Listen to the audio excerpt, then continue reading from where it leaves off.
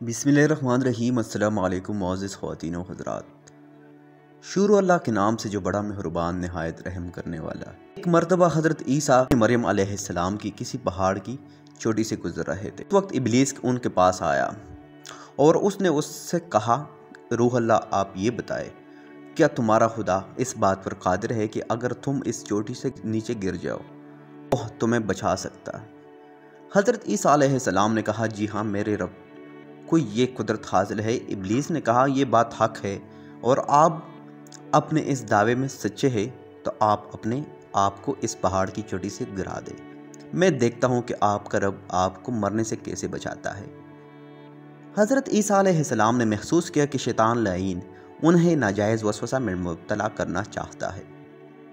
उन्होंने कहा उससे, लाइन, क्या तू चाहता है कि मैं अपने रब की आजमाइश करूं, या ये अलग बात है कि मुझे इस बात का यकीन है कि मेरा खुदा मेरी हिफाजत करेगा।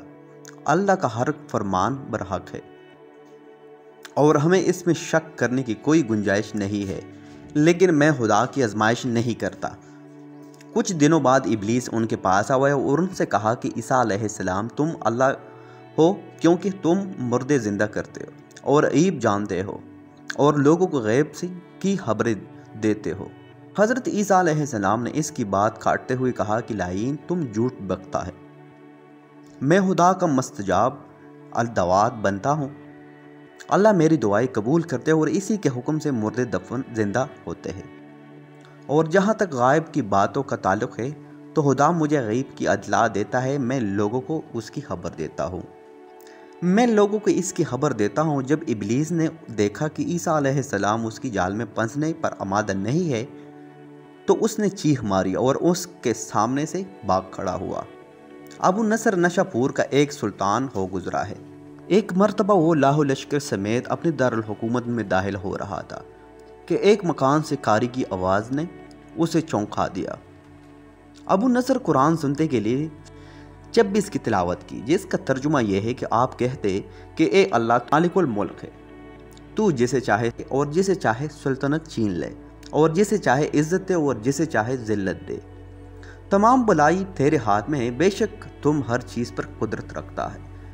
इस आयात मजीदा ने सुल्तान की दिल पर गहरा असर किया और वो ये आयात सुनकर कांप उठा, घोड़े से उतरा और रुकू किया, फिर सजदा बजा लाया। कुछ अरसे बाद इस खारी की वफ़ात हो गई। इसके एक दोस्त ने ख्वाब में खारी को देखा कि खुदा ने उसे जन्नत में अजीम मकाम अता किया है। उसने खारी से पूछा कि तुझे ये मकाम किस वजह से नसीब हुआ है?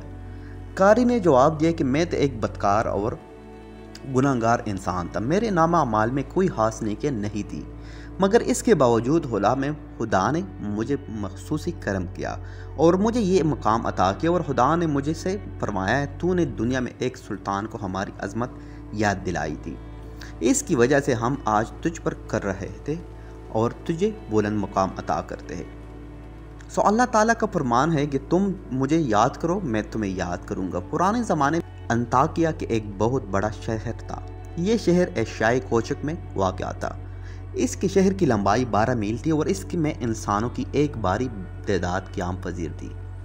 अंताकिया शहर के लोग गुमराह और जालिम थे और सितारों और बुतों की पूजा करते थे। अल्लाह ताला इनकी रुश्द व हिदायत के लिए उनके पास 2 नबी भेजे। अहले शहर ने इनकी तरबियत की तो इनकी तक़वियत के लिए तीसरे रसूल को वहाँ भेजा गया। चुनांचे तीनों अंबिया ने लोगों को खुदा के रास्ते की दावत दी और शहर के गोशा गोशा में उन्होंने तबलीग दी, लोगों को तौहीद की दावत दी, माद और यौम क़यामत से आगाह किया और उन्हें गज़ाब खुदावंदी से खबरदार किया। अहले शहर बड़े बदबख्त, 3 अंबिया के मुश्तरका तबलीगी कोशिशों का इन पर कोई ख़ास असर ना हुआ और पूरे शहर में सिर्फ 40 अफराद ने ही दावत हक़ कबूल किया। शहर को दूसरे लोगों ने तीनों अंबिया और इनके पैरोकारों को पकड़ पकड़ कर उन्हें सख्त अजियतें दी और जुल्म की इंतहा ये की गई कि उन मजलूमों की गर्दन भी सुराख करके उसमें रस्सियाँ डाली गई और शहर के जालिम लोग रब से बेस्मल से लुत्फ़ अंदोज़ हुए। इस शहर में एक मर्द मोमिन रहता था जिसका नाम हबीबुल अलनिजार था। वो इन अंबिया पर ईमान लाया था, लेकिन वो अपने ईमान के मख्फी था। वो शहर में बड़ाई का काम करता था। उसे जो मजदूरी मिलती थी उसको 2 हिस्सों में तकसीम करता था। ایک حصہ اپنے اہل خانہ کو کھلاتا تھا اور دوسرا حصہ غرباء اور مساکین میں تقسیم کرتا تھا۔ جبکہ حبیب النجار کو اس ظلم کا پتہ چلا تو انہوں نے اپنی قوم کو تبلیغ کرتے ہوئے کہا، اے میری قوم، ان رسولوں کی پیروی کرو، ان کی اتباع کرو جو تم سے کوئی اجر مانگتے، وہ راہ راست پر ہے، اور میں کیوں نہ اس ذات کی بندگی کروں جس نے مجھے پیدا کیا ہے اور جس کی طرف تم سب کو پلٹ کر جانا ہے۔ کیا میں اس ذات کے علاوہ کسی کو معبود بناؤں؟ جبکہ اگر خدائے رحمان مجھے ضرور پہنچانے کا ارادہ کر لے تو ان کی شفاعت مجھے کوئی فائدہ نہیں دے سکتی اور نہ مجھے پکڑا سکتے ہیں، تب تو میری ساری گمراہی میں مبتلا ہو جاؤں گا۔ میں تو تمہارے پروردگار پر ایمان لے کر آیا ہوں، لہٰذا میری بات سن لو۔ کیا میں اسے چھوڑ کر دوسرے معبود بنا لوں؟ حالانکہ اگر خدائے رحمان مجھے کوئی نقصان پہنچانا چاہے تو نہ ان کی شفاعت میری کسی کام آ سکتی اور نہ مجھے کس چھڑا ہی سکتے ہیں۔ اگر میں ایسا کروں تو میں وعدہ گمراہی میں مبتلا ہو جاؤں گا۔ میں تمہارے رب پر ایمان لے آیا، تم بھی میری بات مان لو۔ لیکن ظالم لوگوں نے ان کی بات پر کان نہ دھرے اور ان کی نصیحت سن کر خواب غفلت سے بیدار نہ ہوئے، بلکہ ظالم درندے ایک دم اس پر ٹوٹ پڑے اور بیچارے کو اتنا مارا کہ اس کی آنتیں باہر نکل آئی۔